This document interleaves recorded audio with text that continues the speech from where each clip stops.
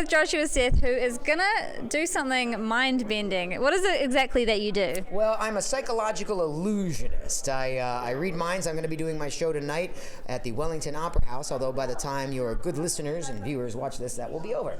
But you should come see it and tell them what it's like. So I'm best known as the voice of a lot of cartoons and things, but that gave me entree to be able to go around the world and do these live shows. So here at the Comic-Con, Armageddon, whatever we're calling this thing, we're doing both, you know? And let me just do it with you. I want you to focus on something that is meaningful to you from your past. Let's go back in time. That's Wayne's World. Excellent. Think of the first person. You are thinking of the first person you ever kissed right now, aren't you? I can see it in your eyes. I want you to think of that person's, the first letter of their name. Look, imagine that letter is printed large on my hand. Look at me now. Is that an S?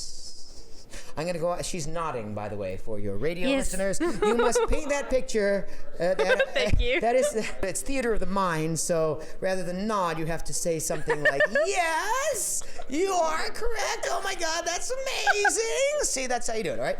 Now, thank you. I'm going to go out on a limb here, and I'm going to say the first person you ever kissed was a guy.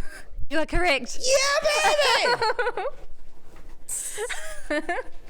It's a gift. Look at me now. Take a deep breath in. Think of the name. Is it Stephen? Stephen? Yes, it is. This is how we do it. Tonight. Let's do it again. I'm going to tell you the name of the last person you will ever kiss. The last person that you will ever kiss. Morty. Morty. I surely hope not. You'll have a romance with an elderly Jewish man in your later years. Wow. And you'll be traveling at high speed on a bullet train. Perhaps I should not tell you all the details. particulars of the hour of your death. No. That's not fun. That's not entertaining. I use my powers for good. So you've also recently written a book. Yes. Can you tell me a bit about that? I can tell you the title. More about that. Okay. Well, the title of my book, it's my third book, my most recent book, Finding Focus in a Busy World, How to Tune Out the Noise and Work Well Under Pressure. Because I think focus is the dilemma of our times. And I have been able to do a lot of different kinds of things in my life. I did college in half the time. I traveled across the country in America with no contacts in Hollywood and voiced 65 animated series and movies, if IMDb is to be trusted and believed. And then now I tour the world with this live stage show, and people say, how do you do it? My answer is I focus. I focus completely on the present moment, the opportunity in front of me, the person in front of me. If you do that, you can extract as much value and opportunity out of each passing moment in your life as possible. So the title of the book, Finding Focus in a Busy World, is the antithesis of multitasking. It's in the book. And where can people get it? On Amazon. It's a little website. I believe there's a .com afterwards. And if you get it, I will sign your Kindle.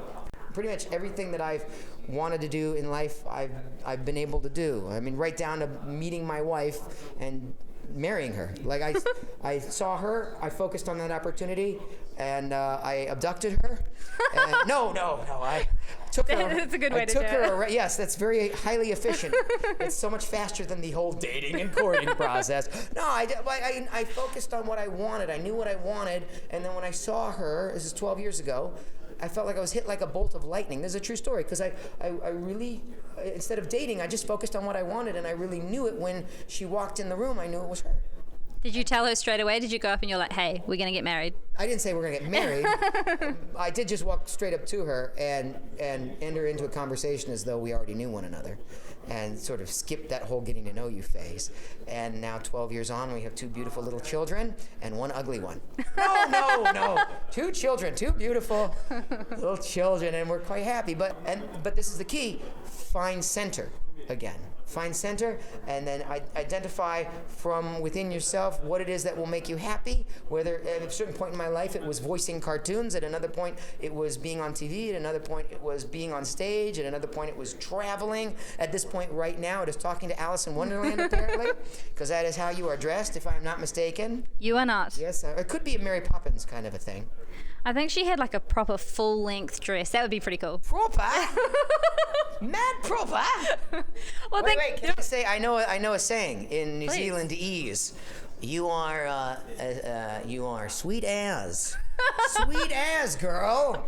Quite sure. If I am not mistaken. Yes. That was Yes. Is that correct? yes, spot on, 100%. Right, yeah. Well, thank you so much for your time.